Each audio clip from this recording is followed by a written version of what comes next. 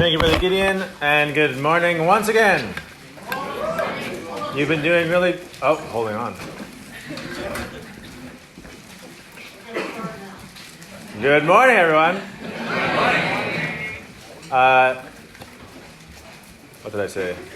You've been doing really good so far, and I'd like you to keep with me for another 40 minutes or so, and then you can play football in really cold weather. Or whatever it is you do out here in the East Coast. So, what we're going to do today, what we're going to do in this class is to pick up pretty much exactly where we left off in our last class, okay? In Luke chapter 21.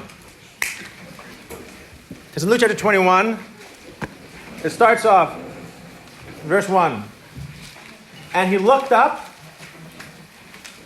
That's how it starts. And he looked up, okay? Which tells us that something just happened, okay? So we know that what he did just then, he was just talking.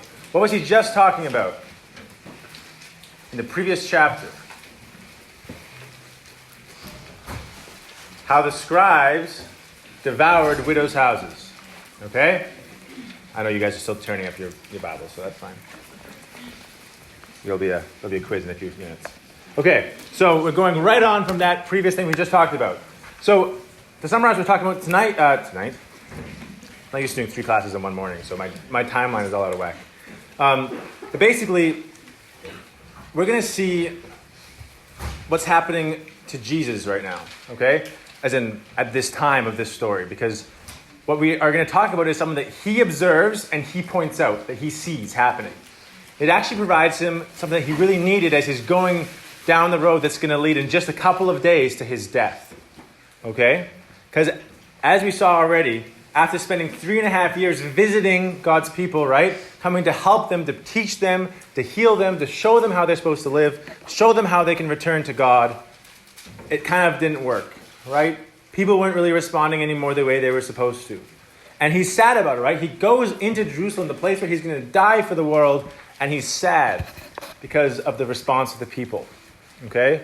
So Jesus has ahead of him a very hard ordeal, a very difficult thing he has to do through his death on the cross. He knows it's coming. And he has the added burden of knowing that while he's making it possible for everyone to be redeemed and saved, the people who are there around him are going to reject that gift. They're going to reject that salvation that he's offering to them. Right? Talk about like something that's unmotivating. And yet he had to go through with it. And he wanted to.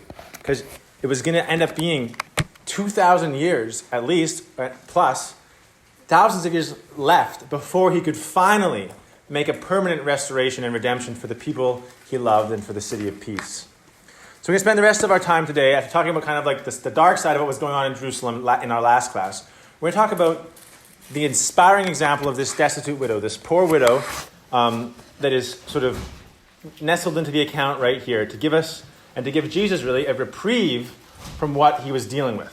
Okay? So, if that doesn't make sense yet, it will make sense by the end of the class, hopefully. Our agenda, we're going to talk about how we give, why we give, and the greatest gift. Okay? And that'll make sense presently. And our key question for this morning, our key question we're trying to answer right now in this class is how can we serve within a system that's dysfunctional? Okay? And the reason I say this is because we all are people, and we all, go to ecclesias, or we're in communities that are dysfunctional, because we're people. It's not that I'm saying that your ecclesia is terrible, or my ecclesia is terrible. Hopefully it's not. Hopefully it's full of people who are trying to do the right thing. But because it's full of people, it's full of people who have the flesh, people who are selfish sometimes, and who are short-sighted sometimes, we're going to always be able to see things that are going wrong. Okay? There's dysfunction. There's conflict. There's challenges, okay? And sometimes our temptation can be to say, it's all kind of not working, it's not really worth it, and the solution is to run away, or to stop trying, or to stop caring, or something like that, or to cut people off, or to just stop making an effort. And so the question is, how can we not do that? What can we do? What's the right thing to do? All right? Because sometimes Jesus doesn't step in to save the day. He doesn't fix it all right now, even though we want him to. And we have to work within that problematic system. Okay? So, let's talk about this poor widow. Luke 21, verses 1 to 4. And Jesus looked up and saw the rich men casting their gifts into the treasury. And he saw also a certain poor widow casting in thither 2 mites. Okay? So, this is an interjection into the story. Right? He's talking to his disciples, talk. He looks up and he sees something. It's just a little scene he sees, a little tableau, as it were. Let's put some French in there. So Jesus sees a fascinating social dynamic that takes place in the temple courts. It's a contrast between how and what different people are giving to the temple. Okay, at the temple they had these big like collection things. Right? You know how we do a collection every Sunday. In this case, they had these big, according to Edersheim or Josephus or one of them, they had these big like trumpety looking things that you'd put your money into and it would shake and clang and ring its way down into the big coffers, like the collection, okay? And it was expected that people who came to worship, there was the opportunity as you come in the door of the temple to just put your money in, to say, hey, I want to help out the service of the temple. So they'd give money, just like we do, to give collections. All right? And he just watches how people are doing this, okay? He sees rich men doing it, he sees medium rich people, he sees medium poor people, and he sees poor people, and everyone else in between, right? He watches how they do it. Now, specifically, he watches some rich men doing it, and then he sees a certain poor widow who casts in thither 2 mites. Okay. Now, we would just generally expect that a widow would be poor, right? They don't have a husband to support them. In those days, it was very, very, very, very, very hard for a woman to find a work that would actually produce any sort of meaningful income, okay? So they're usually poor, but sometimes you might have like a son who wasn't dead, a son who could support you, right? Or family members or a community that helped you out. But this one is a poor widow. So she's even poorer than the average widow, okay? And she has nothing, right? We'll find that out in a few minutes, that she actually has nothing. And so she gives 2 mites, okay? I'm not going to try to come up with a proposal of what the exchange rate adjusted for inflation is from 2,000 years ago in a different currency, different time. Point is, it's nothing. We can say, for the purposes of our time today, 2 cents. Okay? 2 cents can buy you basically nothing. Right? At least we're in California. And the question I want to ask you guys, and this is where I really want participation, is why do you think that this widow was especially poor? Based on what we've talked about this weekend so far. Yes? She probably didn't have any children either. Yep. What else? Yep. She wasn't taken care of. She wasn't taken care of. Very good. And by whom? By Christ, yeah. Who else? Oh, the scribes. That's right. Okay, the scribes, thank you. Okay, Christ doesn't actually do anything to help her, so it's not entirely true. But specifically, the scribes who were supposed to, right? And we know this because in the very previous verse, it says, beware the scribes who devour widows' houses. So what you should be doing, I'm not going to tell you what to do, but you really should, take a pencil or a pencil crayon and circle or highlight the widow in 20, verse 47, which devour widows' houses, and draw a line down and connect it to this certain widow who Jesus sees, because these stories are connected. Jesus was just talking about the scribes who devour widows' houses, and then he sees a widow who is very poor. Okay, she's poor because the scribes had been devouring her houses, and what little support she had, what little money she had, they were effectively stealing from her, and they weren't caring for her. The Levites, remember, were supposed to give their money, of the money they had, they were supposed to give a portion of it to the poor people, to the widows, to the strangers, to the fatherless. And they weren't doing it. Okay? That's what's happening here. This is a long lost slide from last class. I wanted to duplicate it, and apparently I just clicked and dragged it. Anyway, this is the verse we're talking about, right? This is the context. You have the widows' houses which were devoured. You have they're making long prayers for pretense, whatever. That was last class. So, the widow gives her 2 mites, right? Her 2 cents. And so the reaction that Jesus has, he looks at this and he talks to his disciples. He says, disciples, pay attention to what you see right here. Okay? Of a truth, I say unto you, that this poor widow has cast in more than they all.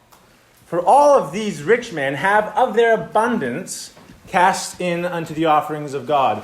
But she, of her penury, which means like of the pennies that she has, right? Of her poverty, she's cast in all the living that she had. She says, because Jesus knows what's happening in people's lives. He has more insight than we do. He knew it was in men. He happens to know that this woman has nothing else. This is all the money she has to her name. Anyway, she's got no investments. She's got no stocks. She's got no crypto. She's got nothing. Okay? This is all she has. And she comes to the temple to pray. On the way in, she sees, you know what? I'm going to give this to the house of God. And Jesus notices. Says, okay, see what happened there? That's significant. That's huge, what she just did. And anyone else, were they impressed? Did they notice? Did they see it? No, because it's not dramatic. Meanwhile, the scribes and Pharisees and the rich people that are coming in, they have like their money bags and they've exchanged the $5 bills for pennies, okay? So they can come up to the thing and they go, shake it, shake it, shake it, shake it, shake it, and it's like, all the way down. And there's this huge echoing, like, resounding thing where everyone can hear, oh man, that's a really rich guy, and look at how generous he is, right? He's giving all this money to the temple because he must really love God. He must be a really devout person, okay? You see, if you look at the Mark account of this passage, it says that Jesus beheld, he observed how the rich men cast in their money, okay? And I actually checked with Jason Hensley about this because I was like, am I making a point out of this or not? Is it meaning like the way they did it, or is it meaning that they were doing this? He says, no, it means the way they were doing it. And he knows Hebrew, so we're Greek. Hebrew and Greek. Okay, so Jesus notices how they're casting in the money. Because it matters how we give. Okay?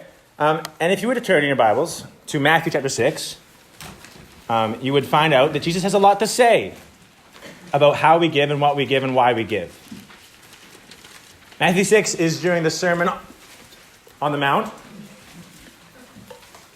And he is basically laying out his manifesto for what it is supposed to be like when you're becoming his disciple. He's speaking to his disciples, the people who wanted to come to him, and saying, it's the beginning of his ministry. This is who I am and what I want from you, how I want you to live. It's kind of a revolutionary way of life. It's all about your motivations. It's all about why you're doing things. Under the law, you're not supposed to kill someone. Great. Under Christ's law, not only are you not supposed to kill someone, you're also not supposed to hate them. Okay? Which is a lot harder. Okay? So this is a harder way of life, but it's a more all-encompassing way of life that Jesus has to ask of people. Matthew 6, verses 1 to 3. Let's take a look at this. Read through Matthew 6, 1 to 3.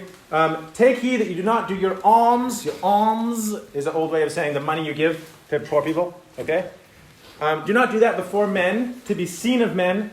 Otherwise you will have no reward of your Father which is in heaven. Therefore, when you do your alms, do not sound a trumpet before thee as the This is hilarious. Do not, when you're going to go give money to someone, do not hire someone who plays the trumpet. Okay? They get out in front of you and say, attention! You know, I'm going to make the trumpet sound, but, you know. Right? Someone is about to give some money to this very poor person. Isn't he wonderful?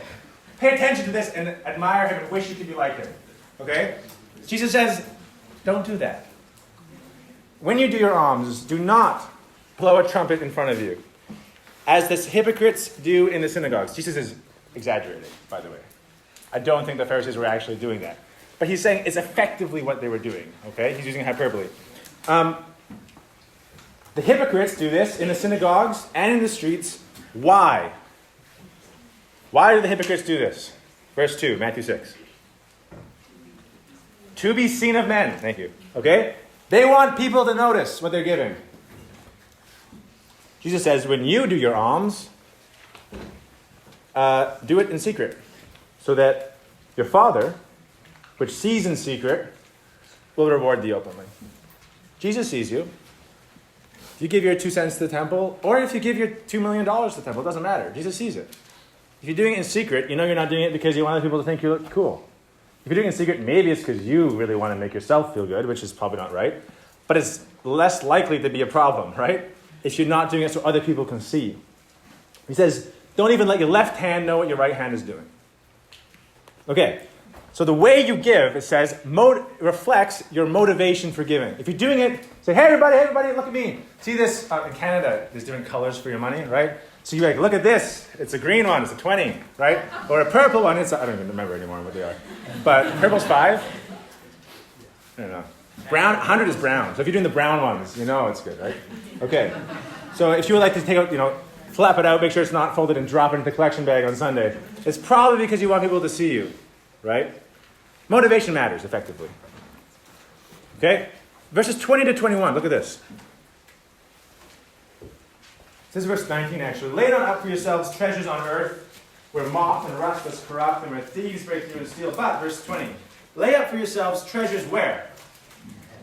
In heaven, where neither moth nor rust does corrupt, and where thieves do not break through nor steal. For, this is a Sunday school memory verse, where your treasure is, there will your be also. Very good. Okay. Sorry. When I teach at CHS, I always make the kids fill in the blanks because otherwise they don't pay attention. So you guys are getting A+ right now. But where your treasure is, there is your heart. Okay. In other words, Jesus says, look, you have your treasure. Okay. Your treasure. Just before we get started here, most of you are probably saying, I don't have a job. I don't have money. Why is this relevant to me? Okay. Or some of you are saying, I have a job, I don't have money. Because when you have jobs, you also have bills, right? Some of us may have some money we can spare. But we all have treasure, okay? We have resources. We have time. All you young people have time. You don't think you do, but you definitely do. You have time. You have energy. You have the ability to put a smile on your face. You have all of these things. You have resources that you can give to whatever you want, right? You have time to spend on Netflix. You have time to go shopping. You have time to care about what you wear. You have time to do all these different things. It means you also have time to use that for God. And where you put your treasure indicates where your heart is. That's what Jesus says here, okay? If I spend all my spare time doing things that I like to do, right? Watching stuff, listening to stuff, surfing, playing video games, whatever it is you like to do, if that's all you do, that's where you spend all your spare time, all your resources, that indicates where your heart is at, what you care about, what you're investing in, where you're invested. Okay? So, he therefore says, okay, verse 31, okay? You may say, you could say to this widow, great, widow, you've given in a subtle way, you're not trying to draw attention to yourself, great, your motivation is right. Also, you're putting all of your treasure, all of your resources into the house of God. So your heart is in the house of God. Everything is good. That's great, right? This is an admirable woman. She really is. But now she has a problem because she just gave everything she has to the temple. And she can't even go and buy a sour key with those 2 cents. Okay, she's got nothing she can buy. She has nothing. So what she now got to face? She has to face tomorrow. Look what Jesus says to her in verse 30. This whole section, I can't read the whole thing, but the whole section is really relevant. We're looking at verse 31. It says, take no thought, therefore, saying, what shall we eat? Or what shall we drink? Or wherewithal shall we be clothed? Okay? If you've given all of your stuff to God, then you're going to be stuck tomorrow without breakfast or lunch or dinner. Right? That's risky. That's scary. Right? And, maybe on a less dramatic scale, if we spend all of our time investing in the truth, doing the readings, talking to each other, helping each other out, doing Bible study, serving people, giving to people, all that stuff, we are taking kind of a risk, right? We're saying, I'm putting all my eggs in one basket. I'm saying, I'm committing my life to God. And if it doesn't work out for me, it's kind of a waste, right? If you get to the kingdom and you're not accepted into the kingdom, or if somehow what you believe isn't true, and if the kingdom is never going to come, you're taking a big risk, right? What if tomorrow doesn't come? What if the promise of the Bible isn't true? Then all of this that we're doing today is kind of for nothing. So it takes faith to commit our lives to God. It takes faith to get baptized, to say, I'm going to commit my life to serving God because I believe in his values, I believe in his promises, and I'm going to live them because I believe that a kingdom is coming. Okay? So whether it's about giving all your money or giving all your time or just committing the direction of your life to God, there's a cost. And the cost is uncertainty. You're pinning it all on the hope of the kingdom. You're pinning it all on the promises that God has given.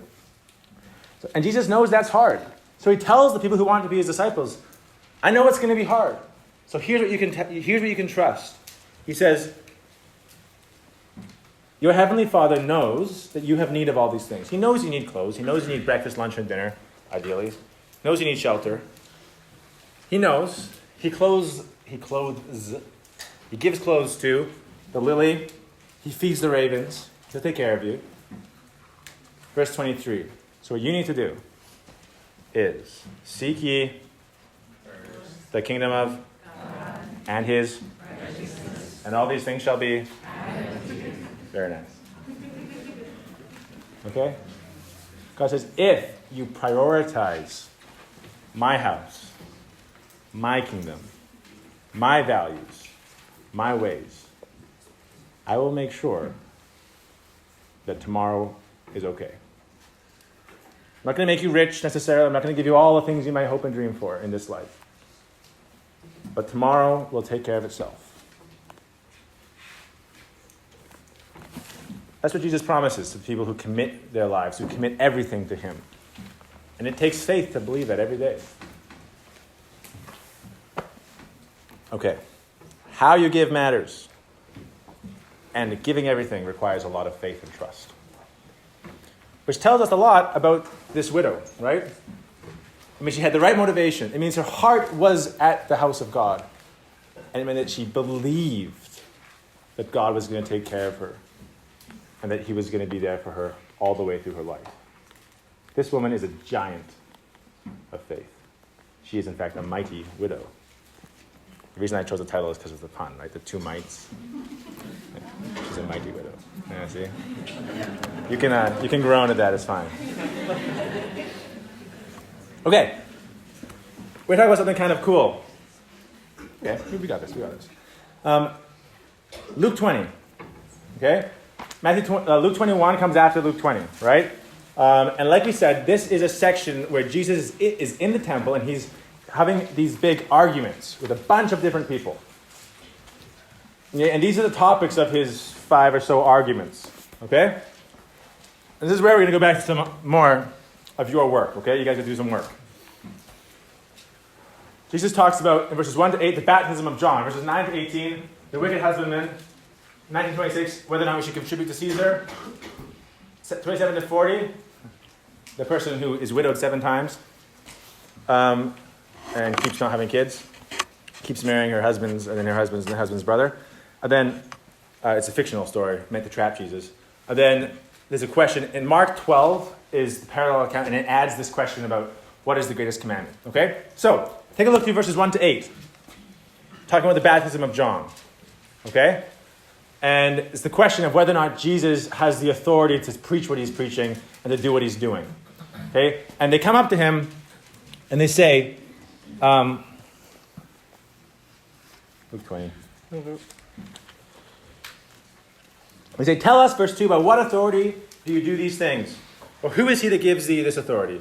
What gives you the right to tell us all what to do? Jesus says, I'll answer that. If you answer me a question, and my question is, the baptism of John, did God make it happen, or was it John's idea? Was John from God or not? And they don't want to answer it. Why don't they want to answer it? They're afraid of the people. They are afraid of the people. Okay? They are scared of what people will think about them. Okay? Does that connect to this widow? It does, because the widow was not concerned with how people saw her. The rich men were. They came in giving all their money because they wanted people to think they were awesome. Okay? The Pharisees and the rulers and the scribes who asked this question are afraid of answering it because they don't want the people to get mad at them. Because they care about man's opinion of them.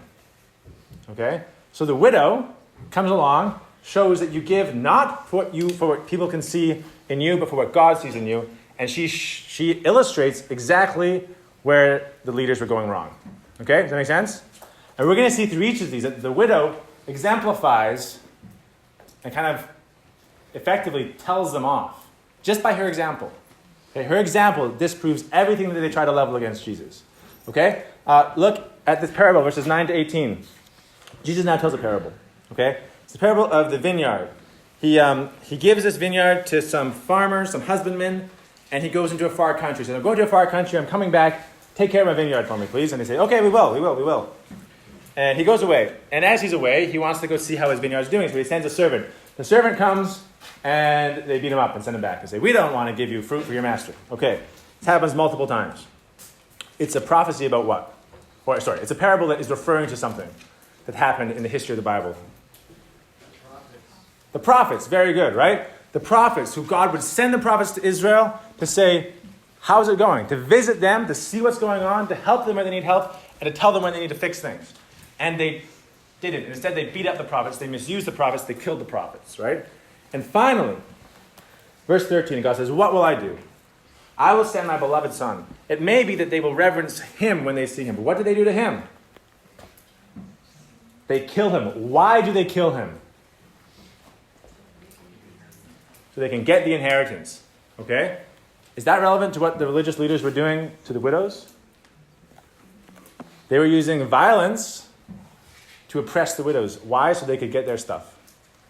Okay? The Pharisees and the rulers were doing to the widows what they were doing to Jesus. Okay? Verse 19-26. This is really cool.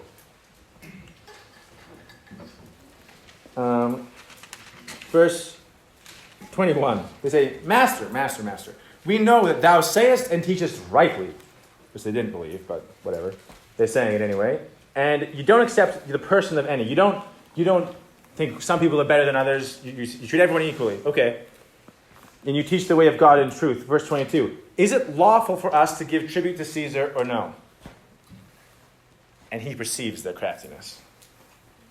And says to them, why are you tempting me? Show me a penny. Whose image and superscription is on it? They answer and say it's Caesar's. He says, so you give to Caesar what's Caesar's. You give to God what's God's. Now, is that a relevant story to what happens with the widow? It is in a few ways. Any ideas? What's it fundamentally about? The question is about what you... Yep? She gave to God everything she had. Yes, exactly. Okay? So the widow says, I'm going to give to God everything.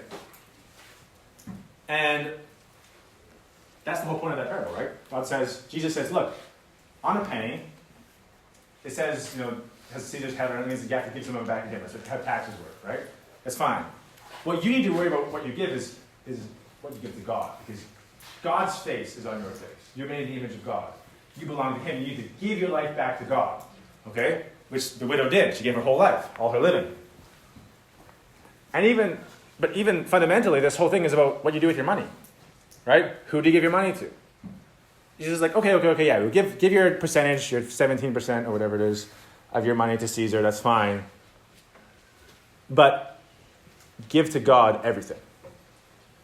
And that's what the widow did. Okay. Verses 27 to 40 is this bizarre thing that the Sadducees say. Let me tell you a really implausible story about what if there's someone who has a wife and then dies without having kids. Well, then under the law, you were supposed to have that person's brother would then marry that wife and support her and take care of her and raise kids up to the first husband, okay? And this is how it's supposed to work, but they tell this really implausible story. But what if the man had 7 brothers, they all die without having kids? And this woman, in the kingdom, they say, because they don't believe in the resurrection, they say in the resurrection, then who's going to be like who's she going to be married to? That's why we get the point where Jesus says, no, look, in the kingdom, you're not married or whatever. It's not about that. We're all working together in God's family at that point. It doesn't matter about who you're married to on earth, okay? But the point, the sad thing is that the Sadducees, they're trying to trip Jesus up, right? They don't care about this situation, which is a fictional situation anyway. They're making it up to try to make Jesus look bad. But what was the purpose of the law, under the law, which said, if there's a woman whose husband dies, then that husband's brother has to marry her. Anyone know why that would be? Why did God put that in place in the law? Yep. Exactly. To make sure the widow is taken care of. Because in those days, as we've already said, if you're by yourself, if you're a widow, you have very little support network. Okay? So one of the reasons for that, in addition to making sure that the line of the seed and the family name continues, the other reason for that is because God cares about the fact that now you have a widow who needs to be taken care of. And so her brother-in-law, or old brother-in-law, would marry her and welcome her into his family to take care of her. Now that may seem very strange to us in our society today, and that's fine. But it was under the law explicitly there to take care of widows. And so the Pharisees are happy to ignore the laws about widows in their practice until it comes time to try to trip Jesus up, and they illustrate they know nothing about the whole point of that at all. Okay, so going through this, Baptism of John is about caring about popular opinion. The wicked husband is about violent theft. Tribute to Caesar is about where you give your money, care for widows, and then we have the first commandment. So come over to Mark chapter 12. Mark 12:43.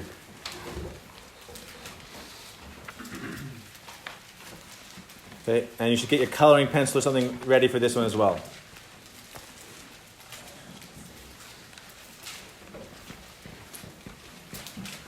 Mark 12, verse 43. This is the parallel account, same story, okay, same time, same place, same people. Mark 12, verse 43 says,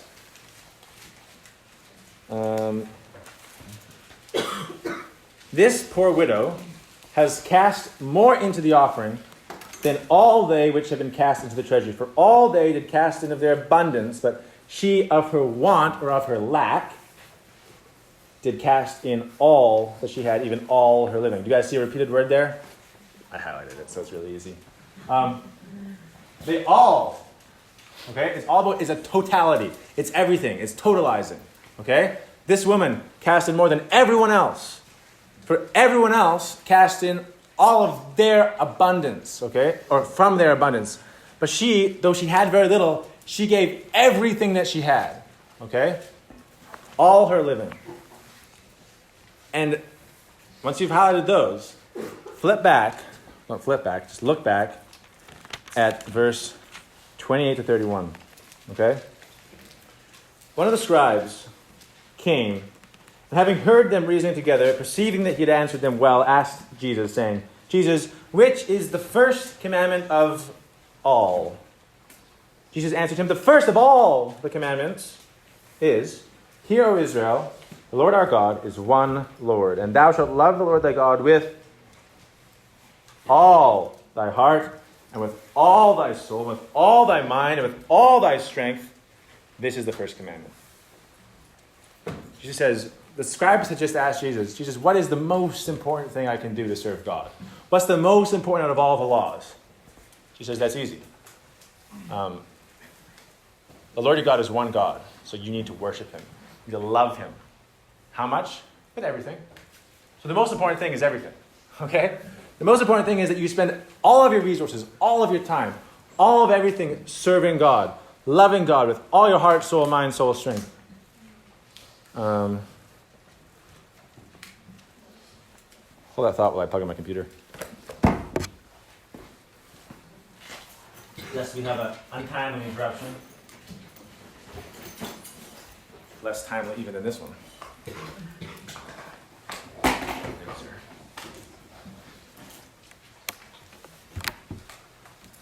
Thank you. Okay, so I think you get the point, right? The scribe said, what's the first of all the commandments? What's the most important commandment? Jesus says, I'll tell you, is to give God everything. Did the widow exemplify that? Explicitly she did. It's exactly what she does. She loves God with everything. And this is the true might of this widow, the true strength. Okay? She gave all. She gave everything.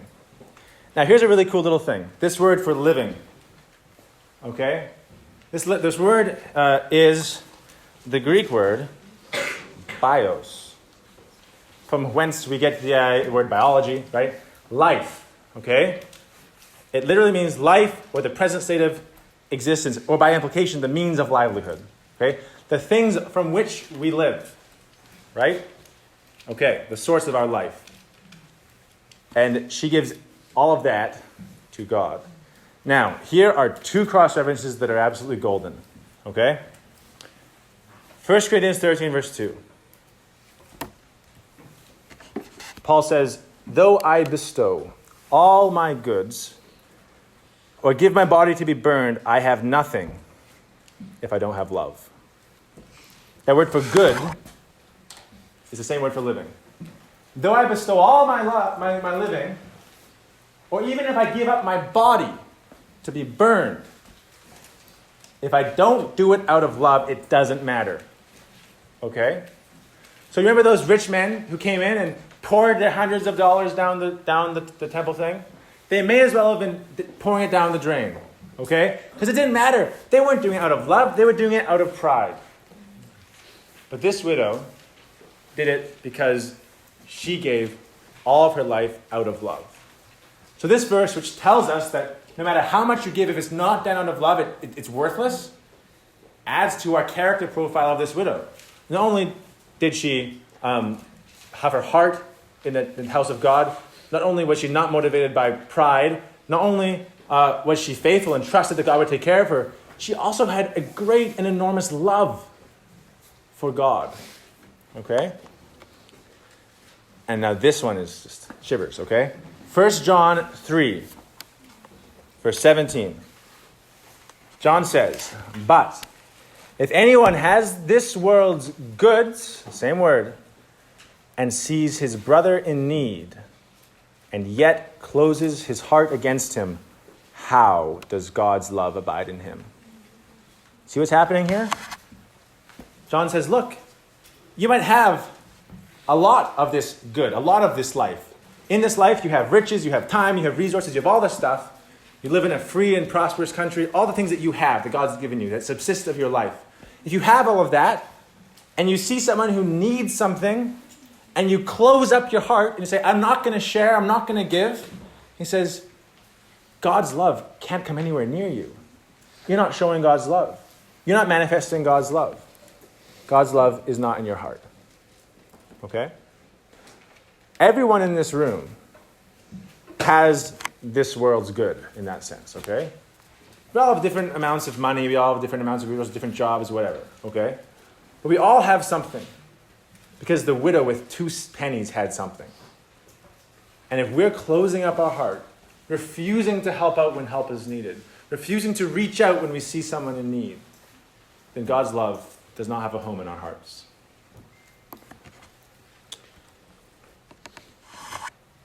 You see, we need to take on the example of Paul, who says in 2 Corinthians 12, verse 15, I will very gladly spend and be spent up for you. And he goes on to say, though, the more abundantly I love you, the less you love me back. Sometimes when we give, people don't appreciate it. Sometimes when we help people, they don't want our help. Sometimes they resent the fact that we had something to give in the first place. That happened for Paul. He says, but nonetheless, despite the fact that people don't even appreciate what I'm giving, I will gladly pour out my life, spending and being spent up. I'll give you all I have until I have nothing left, and even then I'll still try to give. Give out of poverty. Paul says, this is what I will do. Because, from earlier in the chapter, he says, because God was gracious to me. Because God said that his grace was sufficient for him. And so therefore Paul says, very gladly I will suffer through anything, because God has been gracious to me, and I will be gracious to others. Genesis, this would be 22. This is 22, verses 16 to 18. God says to Abraham, because you did not hold back the thing that was most important to you, your son, I will give you a promise that your seed will one day possess the gates of his enemies. I will give you a promise that I will not hold back my son. Okay? Romans 8, verse 32. God did not spare his own son. Jesus was his son. God loved Jesus very, very much. God did not want his son to die a gruesome, terrible death. But he didn't hold it back, even though it was the most important thing to him. He did not hold it back. And Jesus did not hold back his own life because he wanted to save people, because he loved you. He wants to save you. So here is a great principle, and this is not my phrasing, this is Tim Badger's. It's not about how much you give. It's about how much you hold back. The widow only had 2 cents to give, but she didn't hold it back. She freely gave. God had everything to give, and he gave everything. And now we can be saved. So never underestimate the power of your 2 cents. Okay? You might think, I don't have a lot to give, I'm 13. Or, I don't know what to do, I don't have a lot of knowledge. Or, I'm really nervous about seeing people and I don't want to go talk to somebody. Or whatever it is, you may not feel like you have a lot to give, but Jesus sees you. He saw that widow. The widow might never have known. We're not told that Jesus went up and patted her on the back and said, great job. We're not told that. But that's not what she was looking for. She was pouring out her love. So never underestimate the power of what God can do with your 5 loaves and 2 fishes. That's a JMA offering. Okay? Never underestimate what God can do with your little offering. Okay? And you might go through life thinking that the great things you've accomplished, those are the big things. Those are the things that you hope God noticed, right? Like, frankly, like, hey, I'm speaking to 130 people, right? Yeah, it's a really big, important thing. But I suspect that that's not really what matters to God. I think it matters a lot more what I did when I was really tired that night at Bible class and whether or not I paid attention to someone who needed help, right? Jesus is watching that. Okay, he's watching all the things, and he sees it. And he may not reward you right now, but he will reward you in the future because he loves to see people showing his kind of love. Okay, 12 o'clock, lessons. My wife is going to be so proud of me. Okay, it matters how you give. I think we made that clear today. Okay? It matters to God, it matters to Jesus.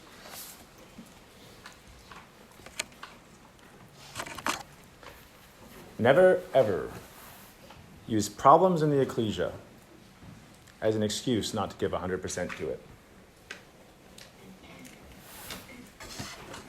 There are times when stuff happens in your ecclesia, in your family, with your friends that are tragic, where things break. Things aren't how they're supposed to be. And it's so easy to retreat, to give up, to stop helping. This widow gave her last cent to the very system that had taken away all her money. She showed up to worship at the temple. She said, I will make this house a house of prayer no matter what other people do. I will give what I can because maybe, just maybe, she said, God can use these 2 little things to do something good in his house.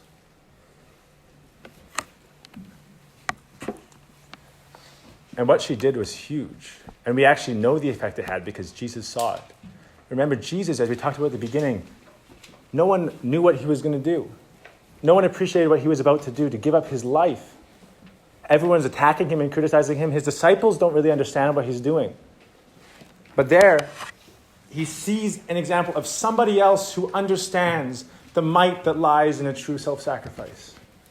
Someone else who believes that it's worth it to give up everything for the house of God. And Jesus went on his way encouraged by that as he would go to lay down his life for you and me. 2 Corinthians 8 verse 9 says, for you know the grace of our Lord Jesus Christ, that though he was rich, yet for your sakes he became poor, so that by you his poverty might become rich. His sacrifice, his loss is our gain. So, this woman offered up everything. She loved the Lord her God with all her heart, all her mind, all her soul, all her strength. She held nothing back from God. And we're all here today responding to the call of the gospel because Jesus lived the same way. He made the ultimate sacrifice. He paid the highest cost. He loved to the uttermost. He poured out everything in his effort to redeem you and me. And if that doesn't affect us, if that doesn't rebuke us, if that doesn't motivate us, if that doesn't change our perspective, then for us at least his sacrifice was a waste. So let's lay down our ambition, our security, our selfishness, our lusts, our self-image, our indulgences, and fix our eyes only on Jesus, lending our voice to all those who also look for redemption in Jerusalem. Thank you.